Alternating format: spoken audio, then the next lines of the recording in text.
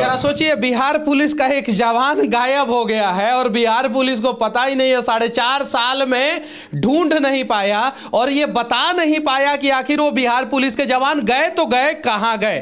बॉलीवुड वाले को इस घटना की जानकारी मिल जाएगी तो इस घटना पे वो लोग वेब सीरीज बना देंगे और बिहार का जो लचर पुलिस व्यवस्था है उसकी सच्चाई दिखा देंगे। आखिर 2008 से मेरा भाई था विभाग में, तो इस विभाग से कहाँ गया। फ़ोन भी उसका बैरक में मिला और बैरक में मिलने के बाद वो लापता हो जाता है। कमाल का दुर्भाग्य है बिहार पुलिस के साथ कि बीएमपी 13 का एक कांस्टेबल जो है वो पिछले 4.5 साल से लापता है और उनके बारे में उनके परिवार वालों को कुछ नहीं बताया जा रहा है। और उनके भाई अभी हमारे साथ है और इनके पास ये सारा डॉक्यूमेंट्स है, अपने भाई को ढूंढने का प्रयास कर रहे हैं। जरा सोचिए, जो बिहार पुलिस अपने साथी को नहीं ढूंढ पा रहा है, अपने लोगों को सुरक्षित नहीं कर पा रहा है, वो पूरे बिहार को क्या सुरक्षित कर पाएगा। नए डीजीपी महोदय आए हैं और उनसे मैं अनुरोध करना चाहता हूं कि बीएमपी 13 से एक जवान जो है 4.5 साल से लापता है और उसके परिवार वालों को कुछ नहीं बताया जा रहा है और वो मिल भी नहीं पा रहे हैं। क्या नाम हुआ आपका? मेरा नाम प्रवीण पाठक। अच्छा, आपके भाई बीएमपी 13 में कौन से पद पे थे? बीएमपी 13 में सिपाही थे। हाँ, कांस्टेबल थे। वो कितने दिनों से लापता है? वो लगभग 4 साल 6 महीने हो गया। अगस्त 2018 से अगस्त 2018 से अभी तक अगर जोड़ ले तो 4 साल 6 महीने लगभग। अच्छा, उनके बारे में पता करने के लिए आप किस किस के दरवाजे पे गए, कहाँ कहाँ गुहार लगाएं? जब वो लापता हुए थे तो शुरू से तो जितने पुलिस प्रशासन है और पटना में उपस्थित हैं, जैसे शास्त्री नगर थाना में केस चल रहा है, वहाँ से लेकर डीजीपी तक जो भी थे 18 से लेकर अभी तक मैं जाता हूँ, लेकिन मतलब एसएचओ से लेकर डीजीपी तक कोई बचा नहीं है मेरे। सबके पास गया हूँ मैं।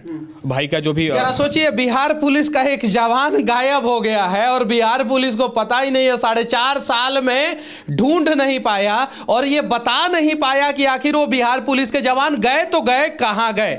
अच्छा, वो बीएमपी में थे और उसके बाद से डेपुटेशन पे कहीं गए थे क्या वो? जी, बीएमपी से डेपुटेशन पे आए थे। पटेल नगर में एनआईए ऑफिस है पटना में, वहाँ 5 अगस्त को डेपुटेशन पे आए हुए थे और 18 अगस्त को वहाँ से लापता हुए। तो 5 अगस्त से पटेल भवन से वो लापता है। सीसीटीवी रिकॉर्डिंग कुछ पता चला? जी बिल्कुल पता चला। एनआईए के बगल में ही एक ऑफिस है और उसमें एनआईए की ओर जाते हुए दिखाई देते हैं, मतलब जाते हुए और लौटते हुए, मतलब वो रूम में ही गए हुए थे। हाँ, मतलब रूम में जाते हुए तक का लास्ट फुटेज कैप्चर। अच्छा, वो लापता जो है बिहार से ही हुए हैं? जी बिल्कुल, पटना, बिहार की राजधानी पटना से हुए हैं। जी। और पटेल भवन और एनआईए में काम कर रहे थे उस समय लापता हो गए? जी जी बिल्कुल, एनआईए में थे। उनका शादी वादी हुआ था कि नहीं? शादी 2016 में ही उनकी शादी हो गई थी। एक बच्चा भी है उनका, 5 साल का छोटा बच्चा। बॉलीवुड वाले को इस घटना की जानकारी मिल जाएगी तो इस घटना पे वो लोग वेब सीरीज बना देंगे और बिहार का जो लचर पुलिस व्यवस्था है उसकी सच्चाई दिखा देंगे। कभी कभी वो लोग जो है गलत चीज़ों को दिखाते हैं तो हम लोगों को बहुत गुस्सा आता है, ये बात सत्य है। लेकिन जरा सोचिए, बिहार में एक बिहार पुलिस का जवान ही लापता हो जाता है, 4.5 साल तक उसके बारे में कुछ नहीं पता चलता है। कल कोई और दूसरा पुलिस जवान जो है लापता हो जाएगा, परसों तीसरा कोई लापता हो जाएगा। हम लोग ये पब्लिक के लिए आवाज़ नहीं उठा रहे हैं, हम लोग ये पुलिस वाले के लिए आवाज़ उठा रहे हैं और सवाल भी पुलिस वाले से ही पूछ रहे हैं कि आपका एक साथी जो है पिछले 4.5 साल से लापता है, आप लोग क्यों नहीं ढूंढ रहे हैं? कल अगर आप लोग लापता होंगे तो आप लोगों के लिए कौन आवाज उठाएगा? अच्छा, ये कोर्ट में भी गए थे आप? जी, कोर्ट में गए थे। कोर्ट से भी एक बार मैटर डिस्पोज हो गया है। और अच्छा, कोर्ट ने मैटर जो डिस्पोज किया होगा तो कुछ तो डिसीजन में लिखा होगा ना, फाइनल डिसीजन में? फाइनल डिसीजन में देखिए, हम लोग उतना विभागीय नॉलेज नहीं है, तो एक हम वकील हायरिंग किए, वकील को सारा कुछ दिए हैं, जो भी उनका होता है।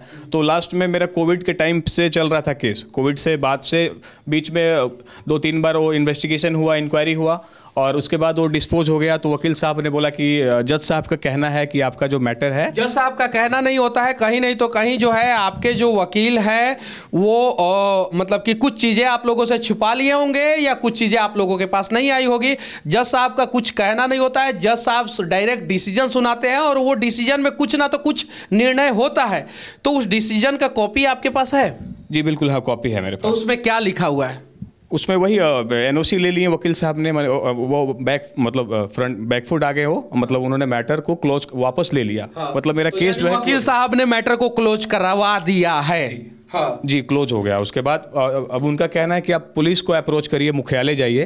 तो हम लोग मुख्यालय जाते हैं, बीएमपी 13 के विभाग से मतलब जो भी कमांडेंट हैं कांटेक्ट करते हैं, तो कहीं से कोई रिस्पांस आता ही नहीं है। यहाँ तक कि मुजफ्फरपुर में भी बीएमपी के हेड बैठते हैं, वहाँ भी गए थे, मतलब कोई बचा ही नहीं है। उनको आवेदन भेजते हैं, उसका जवाब नहीं आता है, और वहाँ जाते भी हैं तो कुछ बताते नहीं हैं। तो ये 4 साल 6 महीने का पीरियड में हम और कहाँ जाएंगे?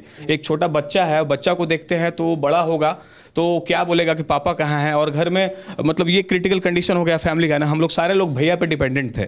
अभी मतलब खाने का सिचुएशन इतना खराब है, हम लोग मतलब खा नहीं सकते हैं, सोचना पड़ रहा है कि करें तो क्या करें।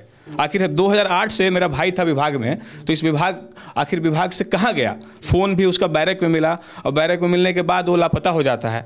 तो ऐसा ज़रूर कुछ घटना हुई है अंदर में, और 4.5 साल हो जाने के बाद भी कुछ अता पता नहीं है। इसका मतलब विभाग जो है सुस्त है और हमारे परिवार के बारे में कुछ सोच नहीं रहा है। यहाँ तक कि इवन संतावना देने के लिए भी नहीं, कि कोई कॉल्स पे भी पूछ करके कि हाँ आपके फैमिली वाले कैसे हैं, कुछ भी नहीं। मतलब मरने की स्थिति हुई है फैमिली में।